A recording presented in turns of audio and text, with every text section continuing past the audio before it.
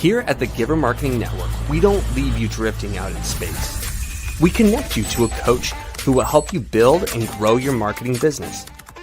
Our process acts as a guide on how to connect with other businesses, maintain good relations, and establish a presence on the Giver Marketing Network. Each member within this collaborative group will have the opportunity to leverage your talent and influence, a true network effect. If you are looking to collaborate on more projects, welcome to the Giver Marketing Network, the most trusted and highest rated collective of specialists on the planet. Here we have a group of like-minded professionals who focus on making valuable introductions and helping each other grow by teaming up. Imagine Upwork meets a network and a coach. The talent collectively includes services like visibility and SEO, creating logos, designing websites, managing social media, outreach messaging, visual storytelling, and much more. Think of what you could do with laser-focused allies strengthening your business while offering your talents to the entire network. Click near this video for more information.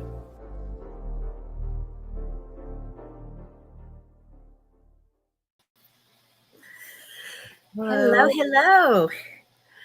We're so excited. This is the Giver Marketing Tuesday marketing broadcast. And oh my goodness, we're going to have so much fun. We've got Jennifer in the house. Woot, woot. Thank you. I'm glad to be back. Oh, and big shout out to all our fans. Giver Marketing Network group is tuning in. We've got Kingdom Warriors. We've got, oh my goodness, the Prepared group. We have Selling with Dignity. Oh, yes, I can. We've got all sorts of crazy people watching the show. And I'm excited because Jennifer has some wonderful things to share. Jennifer, you've been doing marketing for a while, haven't you? Yes, I have. So I had always had this dream that I was going to work from home, live in a big farmhouse filled with kids, and focus on writing and research. And everyone told me it was crazy. This was before the internet. So I guess at that point it was a little crazy, and they told me it was impossible. So at some point in my early 30s, I finally discovered freelancing. And I never knew that existed. As when I found something looking for a ghostwriter, which I had to look up what that was. But suddenly that door of, yes, you can design your own job, your own life, opened, and all these things that I wanted to do weren't crazy after all. And so I started as a copywriter and content creator. And over the years, I got really excited about learning how to do new things. And so I learned all these different skills. I started creating launches and writing webinar funnels for people. And I started to see, though, that I was doing all this work. My clients were very happy with what I was doing. But what I was doing, even though I was keeping up with the trends and what everybody was saying to do, there wasn't a one-to-one correlation. And it was hard to see how what I was doing, let's say on social media or in email or in any of those other arenas, was impacting their business directly. And everybody at that point said, well, if you're just on the right platform, all you need to do is post and you make money. And I had a feeling that wasn't right, because I had taken all the classes that were supposed to tell you how to do that, and none of them really told you how to do it. So I did a deep dive into marketing and interviewed experts and very successful business owners, took some really deep marketing classes, and came up with a system. Which first I realized that just being on Facebook doesn't make you money, but how to integrate everything together so that it does work. And the fact that marketing really hasn't changed in the 21st century. It's just that we have different vehicles. And so through that, I became a marketing strategist. I had studied sales psychology. So I have many different facets that I bring to the table when I work with people now. Wow, where you started to where you are now, right? It's amazing. And marketing, like you said, is such a vast area, right? It and is. So figuring out, and I think a lot of business owners and nonprofits, they get confused, right? What do I need? What do I need to do to be successful? You feel like you're chasing things, right? It's the latest trend, right? And trying to figure out a system that works. Yes. So I'm looking forward to what you're sharing with us today. I think you're going to share, what's our topic today? How to algorithm proof your marketing. Ooh, Think about that for a moment, right? Algorithm proof your marketing. Oh, that's a tall challenge. I love it, Jennifer. I can't wait to hear what you have to say about it. Should we pull your slides up? You ready to rock and roll? Yes. Okay, so today we're going to talk about how to algorithm proof your marketing.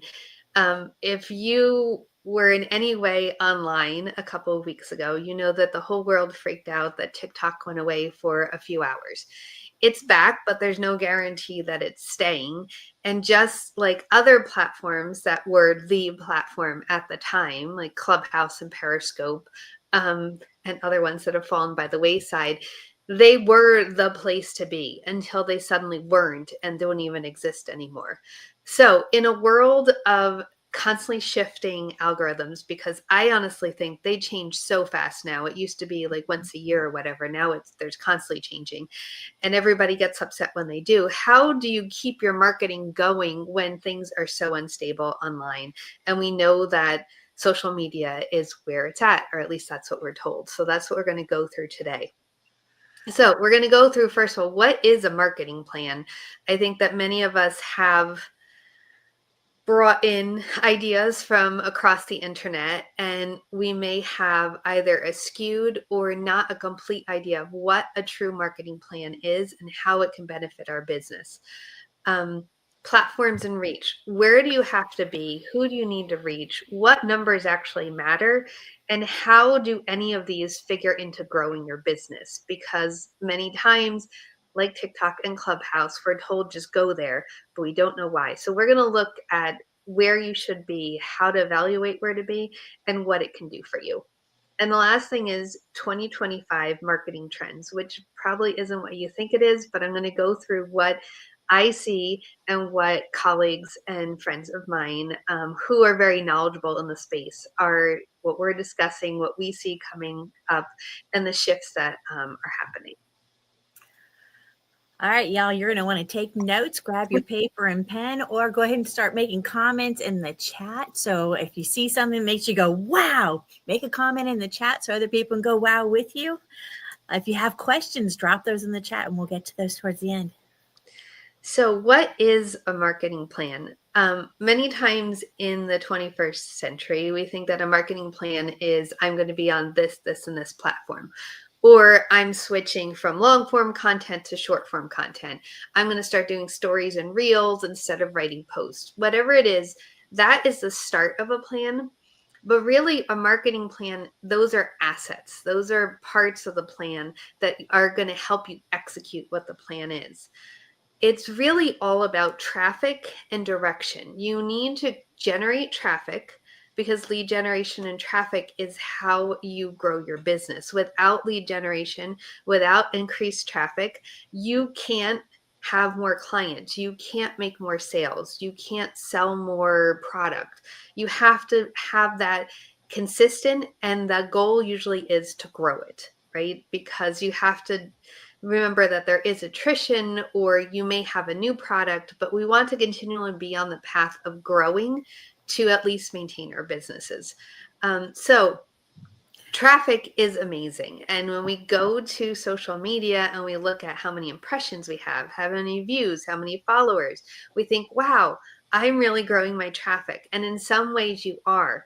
But one of the crucial steps of this is direction. And we're going to talk about this a little bit more in the coming bullet points, but it's really where that traffic is going, not the fact that you have traffic. You could have 1 million followers and they don't buy anything from you because you don't have a direction that you're leading them to.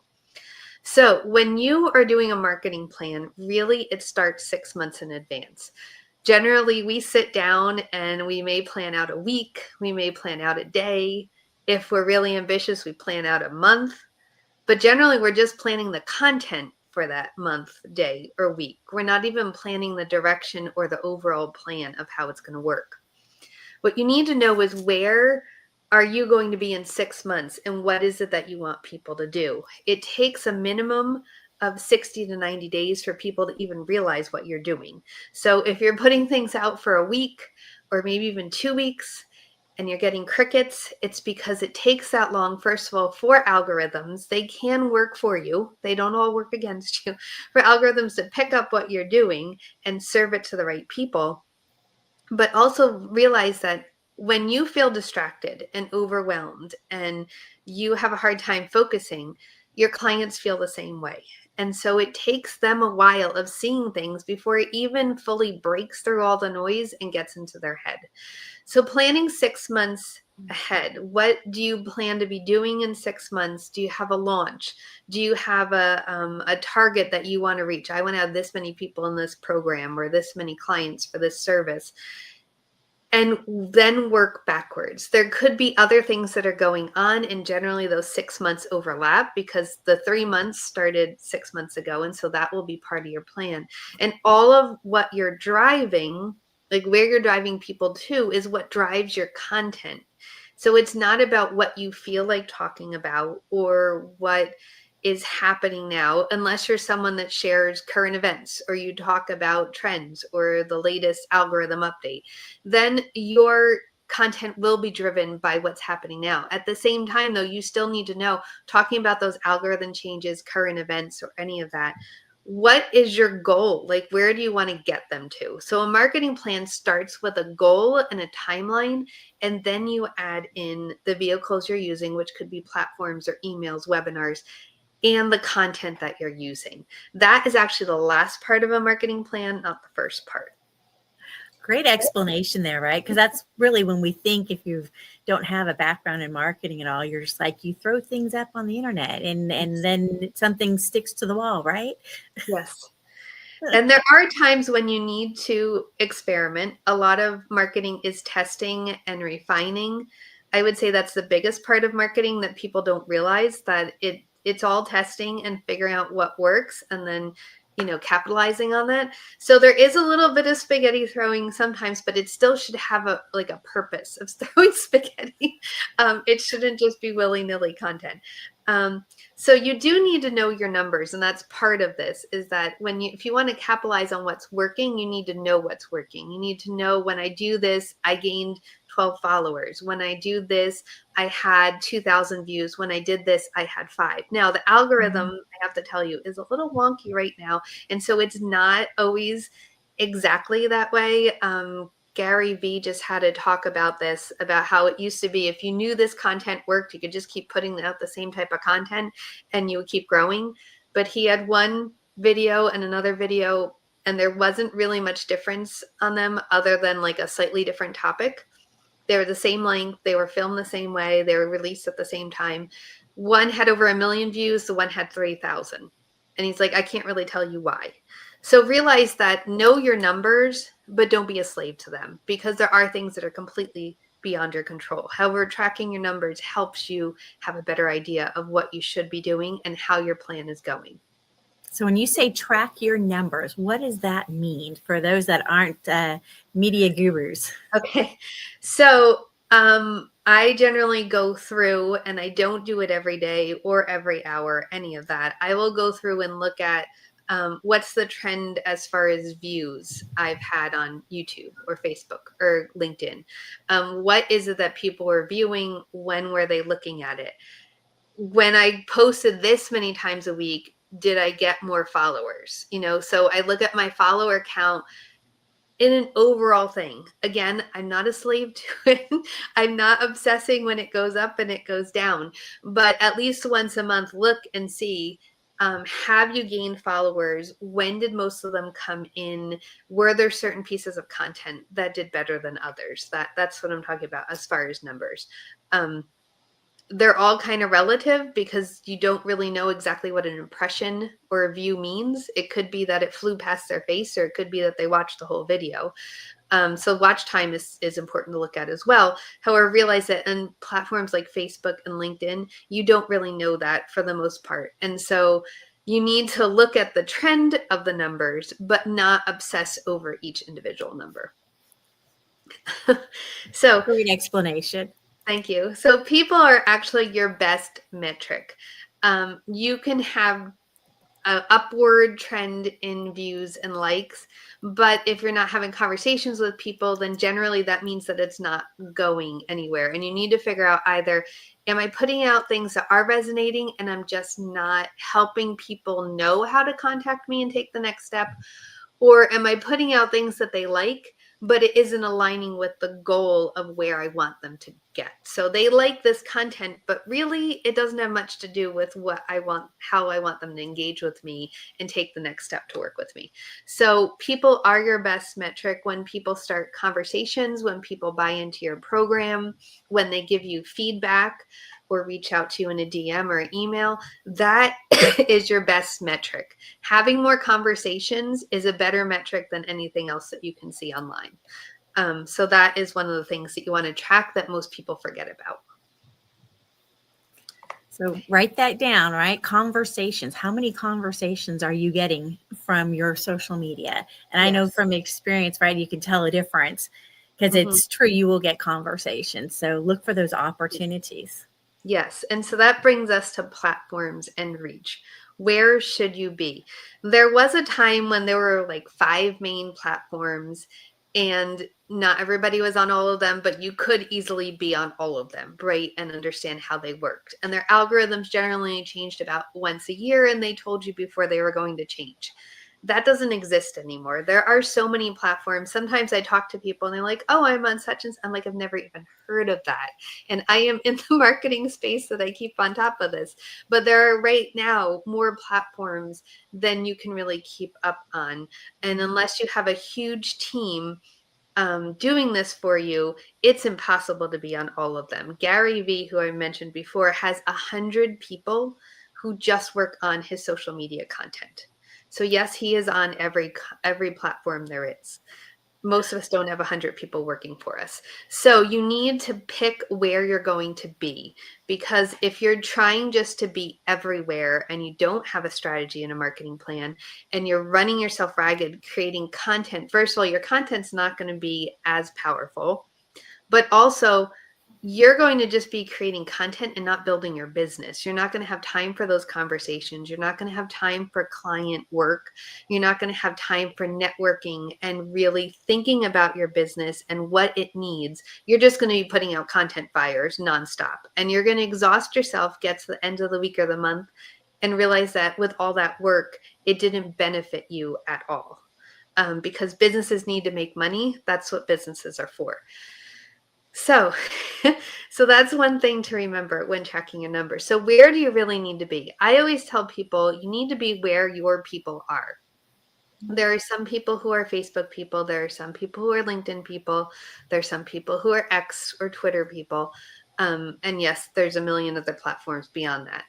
But you also need to think of where you are as far as how it affects you showing up online. So I just met with a client last night and she said, when I search, or I have someone search the name of my business, my Facebook page always pops up. And I said, well, that's because Facebook pages will always outrank your website just because of the general traffic and, Facebook's presence online, that will always show up before your website, unless you have a website that has tremendous amount of traffic. And even for people like Byron Golden or Russell Brunson, I feel very often their Facebook pages or other social media will come up before you see their website. And so that's a common occurrence. It doesn't mean that there's anything wrong with your website. So you want to capitalize on those platforms that will show up in search. So Facebook pages will show up. So it's good to have a Facebook page, even though everybody complains that nobody sees my Facebook page. It's a branding exercise and it's a chance to be able to show up in that search. And also Facebook, the one thing they do great still is groups. So being able to network with people that are ideal clients, are in your space, would be great power partners. Facebook is still the best place to do that. Maybe at some point LinkedIn will figure out how to do it, but they don't do it very well. Someplace else that ranks well, though, is LinkedIn, because their articles still are open, meaning that if you create an article and it has the right SEO and somebody searches something, that article can come up in their feed even if they're not a LinkedIn member. They don't need to be on LinkedIn to find it. So this, again, helps you to show up online and build authority. Now, what you put on your LinkedIn profile or your page is not searchable. And while you do still need to have things there to nurture the relationships on the platform, articles are a great way to build authority online and to get those links and recognition that does help boost your website and drive people to where you want them to be. So you want to be able to be on places that build trust and authority. And so two other places that rank very well on Google or other search engines are YouTube and Pinterest. They're both search engines. YouTube is good because you don't have to be a member of YouTube. You don't have to have a YouTube profile to use the videos. Even if you don't have an account, you can search and find something and watch it. Like someone might find this video. Pinterest, you can find them, but then you need to have an account to actually do anything. However, Pinterest is a very high ranking, they're owned by Google unofficially. So they're very high ranking when you search. So if you have things on Pinterest, it will help with your search. I know there's some people who are frustrated with Pinterest right now. I would say probably pick either one or do all four of them. However, you may say, Jennifer, you know what? My people are really over on Gab or on Blue Sky, and that's where I'm getting traction and getting clients. And I would say more power to you, because if you are on a platform where you're having more conversations, where you're getting more clients, where you're getting more notice, then that is the platform for you. You don't have to be on the platform that everybody says you have to be on, because the latest platform now in 2 years will possibly not be here or not be the new trend, because there'll be another place to be. So this is where it comes in to know your numbers and track your conversations. And then the other thing is leverage your content. Being on multiple platforms can be a lot of work if you're sitting down and saying, I'm going to create all my LinkedIn content. Now I'm going to create all my Instagram content. Now I'm going to create all my Facebook content. Now I'm over on X. And now I'm over at Pinterest. And you could spend all day, because very easily it can take you an hour to create content for a specific platform. However, if you have a plan of what your message is and you know where people are being driven, then you can repurpose content. So Christine and I were just talking about this, about what to do with these morning broadcasts, because I've been on a few times, and you said, what do you do with it? I said, well, I added to my YouTube channel as a podcast, because I have a podcast playlist so people can see all the places that I've been and topics that I've talked about. It's a great learning tool, and since I've done it, I might as well use it. I break it up into reels and shorts and little chunks of videos that I can repurpose other places. I take the transcript and often make a blog post out of it, or take a section of it and make an email series for my email list. I've made it into LinkedIn articles. I've made it into Facebook posts. I take the information that's here and I leverage it instead of creating more information over and over and over again. So when choosing where to be, pick a main platform that you are going to create a large chunk of content. So this could be LinkedIn if you're doing articles that are very research heavy and a lot of information and links, and then you use that to repurpose, because that article can be repurposed into a YouTube script, or it could be broken down into ideas and made into reels. So really think about what your purpose in creating the content is, and then use that to be able to be more places and build that authority and trust. I love this. You guys taking notes? If you have any questions, be sure to drop those in the comments for us. Yes. So now we're up for the 2025 marketing trends. Now you may think that I'm going to talk about the trending sounds or the latest look for reels, or what the TikTok challenges will be this year, or even what the new platforms are that are coming out that everyone is racing to. However, I'm not, because those trends are really more for influencers. I'm not saying that you can't do them, but when you're just tracing those trends, then what you're doing is looking to be an influencer as far as a content creator who makes their money from content. And that is a business model. I feel like it's one that's a little tenuous. If you are a content creator, you do need to have something else that you sell to people other than your content, or you risk losing your entire business if a platform closes down. However, that is a totally different thing than having a marketing plan for your business. While you can incorporate those into it and decide that you want to use the latest sounds, the latest challenges, or show up in a trendy way as part of your marketing plan, that isn't a marketing plan unless you are doing that with the express purpose of getting content in front of the right people that will start conversations that will lead them to your goal 3 to 6 months down the road. So, what's old is new again. There was this golden age of online business that I would say ran from like 2019 to early 2022, maybe late 2022, depending on how you measure it. And it was a time when online business exploded. I always joke that you could be a coach that helped people pick their perfect socks to go with their outfit in the morning, and call yourself some sort of sock wizard unicorn, and make these fancy titles, right? That nobody knew what they meant, but they sounded impressive.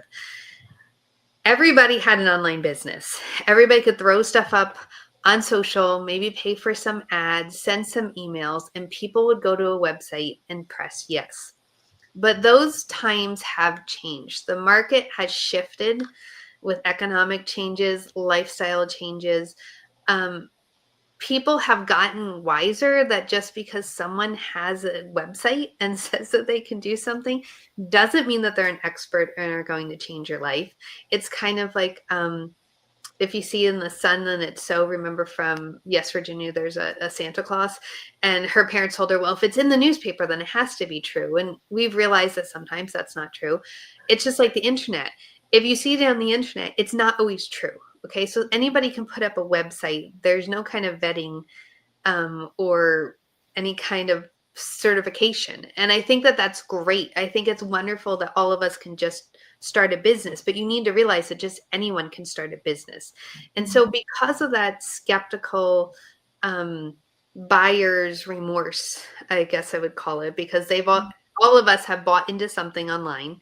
If you haven't, then I guess you haven't been buying too much online. But all of us have bought something online, a course, a product, a service, that we are completely disappointed and disillusioned with because we were promised all these things and they didn't happen. Or the person said they knew all these things and they didn't.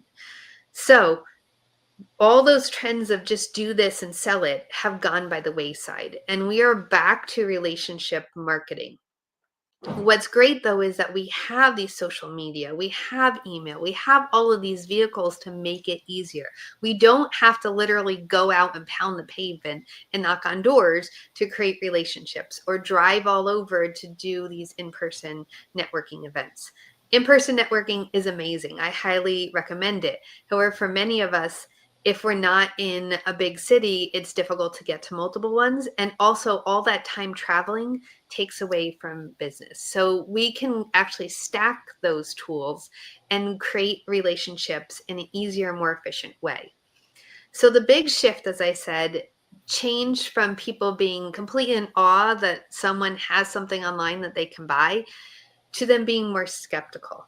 And I know I've quoted this before, but the percentage of people who impulsively buy something is the lowest it has ever been since they started recording it. It's actually in the single digits.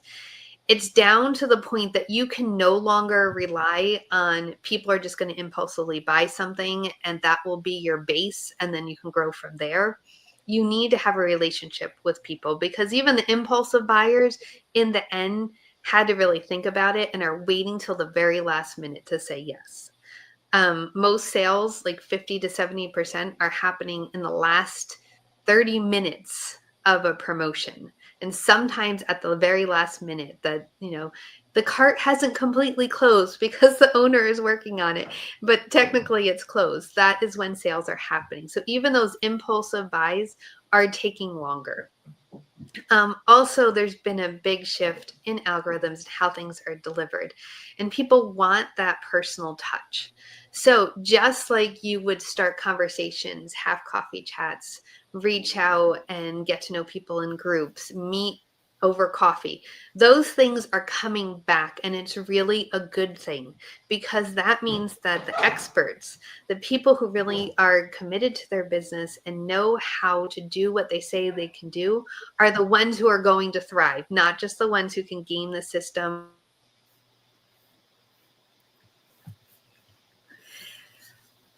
Well, she'll be back in just a second.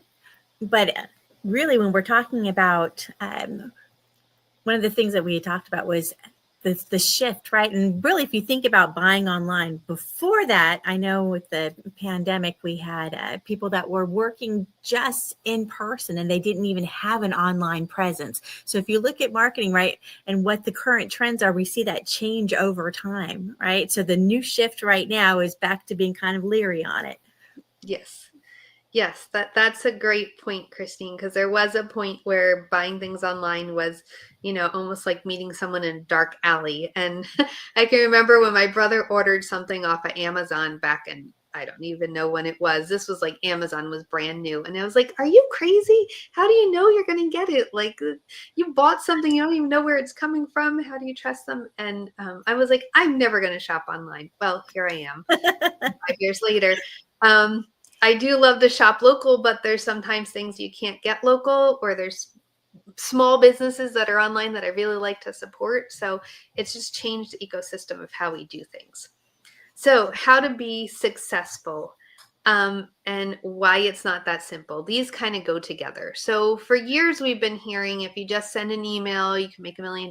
If you just are on the right platform, you can make $1 million. If you just, have a digital product, you can make $1 million. All of those things are true. However, none of them are the complete plan of what is going on. And I've been inside 6, 7, 8, scaling to 9-figure businesses. And I can tell you that even the ones that teach, email marketing is the way you make the money, and this is the email, they aren't just sending emails. They are on social. They are networking. They are collaborating. They have power partners. They have all these pieces working for them.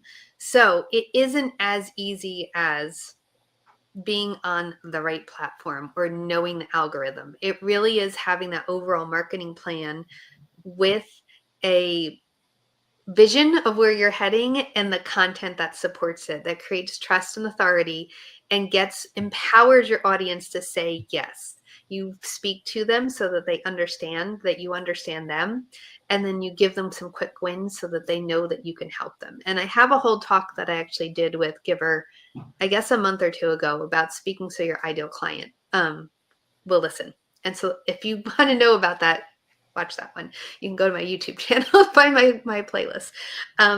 Anyway, so how to be successful is to really, like I said, know your numbers, know where you're driving people, but also know what your people want. Myron Golden talks about this a lot. I've been kind of binge watching some of his stuff, so I've been referencing him a lot. And so 2 things that he brings up is that if you want to find the right people, you really need to be findable. So his standard is 7 hours of content on 4 different platforms. And that I think and I think there's something else he has in there, but that's what I've been going on. So if you can be on 3 or 4 different platforms and someone can watch or read for 7 hours what your expertise is, what you have to share, what you know, then they will feel like they know you because they've gotten to experience so much of what you do. That's part of the reason why I love going on things like this, because I get to connect with new people and serve in a big way, and get to a new audience. So how to be successful is, first of all, find your audience and connect with them, but also reach out and find other audiences. So networking, collaborating, being on podcasts, going as a guest speaker, keeping up all the things, but also not burning out on it. Have a very strict plan of how much time you spend on everything. I have a very strict plan of, this is how long I will spend on, let's say, Facebook, and this is how long I spend doing my content. This is how I break off a time. This is when I'm making something for YouTube. This is when I'm reading so that I have ideas to write. All of that needs to be scheduled. You can't just plan on it happening, because then it just won't happen. So make yourself your first client. Schedule it in just like you would anybody else. If you were running a brick and mortar, you would schedule in cleaning the store. You would schedule in doing inventory or meeting with your I'm losing the word, but like your wholesalers. All of that would be in your calendar. So put yourself into your calendar, have a clear vision of where you're taking them, and listen to what people are saying. I think that's the biggest thing with being successful. And it's something that Myron says over and over again, that sell what people want. Don't sell what you want. Sell what people want. Listen to what they're asking for. See what people in groups that are your ideal client are talking about. Make your offers and your products based on what people need, and then it will be easier for you to connect with them because they're already looking for you. I think that's great advice, Jennifer. Some of the topics you've dove in today, I know you're just barely even touching. I know you have a ton more information on any of this. So if any of this sounds like something you want to know more about, you can definitely find Jennifer. Where can we find you? Well, I'm going to talk about that in a minute. You can find me at leadfunnelscale.com. I am on LinkedIn. I'm on Facebook. You can find me from Instagram, but I have to be honest, like, I just don't do that much with Instagram. I haven't had any real legitimate conversations come from there. So I'm letting that go in 2025 because I don't need another thing to do. But if you want to message me on there, you could. And also you can go to my website and find me there. So, and YouTube.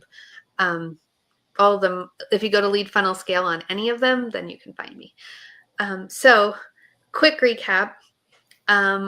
What is a marketing plan? It is having a concrete strategy of where you want people to go, what you want them to buy, and how you're going to get them there. Okay. It's not just planning which platforms you're going to be on and what type of content you want to make. That's the last thing you plan. Platforms and reach. There isn't any wrong platform. If your people are there and you're getting traction and you're getting conversations, then that isn't a wrong platform. However, try to have at least one platform, ideally 3. Would that help you show up and search more, that build authority and trust, and create those backlinks so that when someone searches your name or your company, they have a whole list of places that they can look you up and know what you're talking about, get to know you, and build confidence in you. In 2025 trends is really about building the personal one-to-one relationship. It isn't so much about the glitz and the glam, about the perfect social media life. It isn't about just putting up a link and having people say that they're going to buy. Jeff Walker actually said a couple of years ago that is kind of, he doesn't want to say that that's dead, but it's getting close to being dead. So have sales pages, but don't expect people to just land on your sales page and click buy. You need to actually build conversations and relationships with you and with them, and show them that they can trust you and you have authority. So I would love to sit down with any of you and do a quick look at where your marketing plan is and maybe where you can make tweaks, and talk about, you know, what your vision is for your business. I would just love to know where you're heading, where you are, and what you want to do along the way. So if you would like to book a chat with me, please just scan this QR code and book in time. And I can't wait to meet with you. And then I do have, since we're talking about social media and algorithms, I'm going to drop this. Can I drop this in the comments? So this, let's see if that works. This is a link, and that went to YouTube. So I'm going to give this to you, Christine, because maybe you can figure out how to put it other places. This is a training that I actually did for my private coaching clients that I decided I wanted to share with everyone, because they were all so overwhelmed by social media and they were spinning out and like their brains were ready to explode. And I'm like, it's not that important. Okay. Let's just make this a vehicle and not make it this overarching oppressive thing in our business. So we went through a whole month of training on this, of how to end the social media marketing drama and actually get more results online and have more time for doing business building activities. And so that's what this does. It walks you through how to be successful on social media, how to build authority and trust, but not be spending 5, 6, 7, 8 hours a day. Honestly, if you're spending any more than an hour and a half a day on any of your content, then you're spending too much time. So that is a free gift for everybody if you'd like to sign up and take that training. And it's true, because social media, it really is a huge it steals your time. It really takes a lot to invest in that. So if you're planning on using that as one of your main strategies, you have to plan ahead for it. I know for myself as building my following, and I do get paid from Facebook, but part of that building the following, I think it was taking me probably 2 to 3 hours a day. Mm-hmm. That's a lot of time when you look at your day, right? Is that what you want to do? So you really need to look at where you're putting it. That marketing plan that Jennifer's talking about, right? That's a game changer right there. Look at where you want to do it. And like she said, scheduling it where you need it. And I know Jennifer's offered great advice at the Giver Marketing Network, and she's worked with our core team there. And it's amazing what small shifts in your business can make, right? Yeah. And Yeah. the new goals that you make and how to get there is a big part of that. So definitely take advantage of this opportunity to have a no cost call with Jennifer. Scan that code. We're going to leave it up for just another minute, but scan that code, book that appointment. Jennifer, what's it look like if somebody comes in and has an appointment with you? We meet and I like to get to know them a little bit. And then we talk about what is their vision for their business. Where are they right now? What's their vision of where they want it to be overall, their vision. And she'll be back in just a second. All right. So what's your goal? What's your mission? What are you trying to do? What are your goals for this business year? So she was talking about the 6-month plan. So take a moment and think about that. What are your goals? What are you trying to do more of? What are you trying to sell? Because remember, the whole goal in the end of a business is to make money. So whatever you're using for your content strategy or your social media or your emails, right? Think about, what am I trying to increase my sales in for this year? Right. And she's back. I'm sorry, I don't know what's going on with my internet today. I think I need. That's okay. We got this. But yeah, so and then we just have a talk of, where are you and does your vision align with what you're doing right now? I think that's the biggest thing, because sometimes we have this vision and we start just doing things, right? And running like a squirrel, and we add this and we add that. It's kind of like those very old houses where, they just add this little room and they add this little closet. And then there's all these funny little spots, and they're fun to walk through, but they're not always that functional, right? It's not a very well planned house.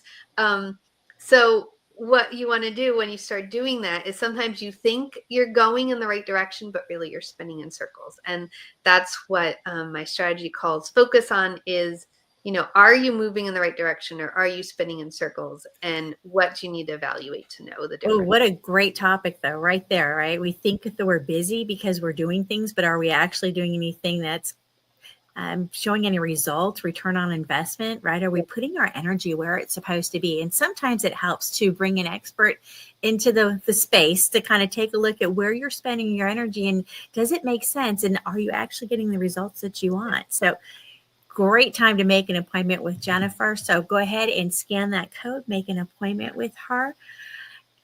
Jennifer, thank you so much for coming in and sharing your wisdom today. You've always got such a great perspective, and it really helps people, I think about where they're at and where they want to go.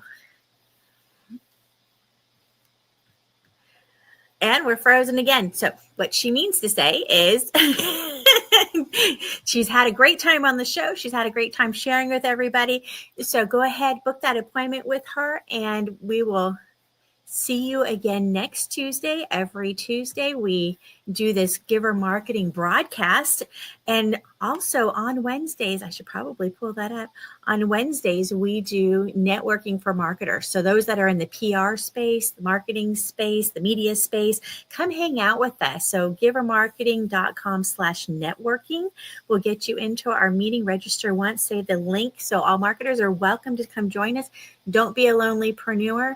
Maybe you have a micro agency. Maybe you've been working solo. Maybe you've got some assistants. We love to team up and work together, white label each other, and do a teamwork thing. So come show up with us and come hang out with us on Wednesdays. And we will see you again for the Tuesday marketing broadcast next week. See y'all soon.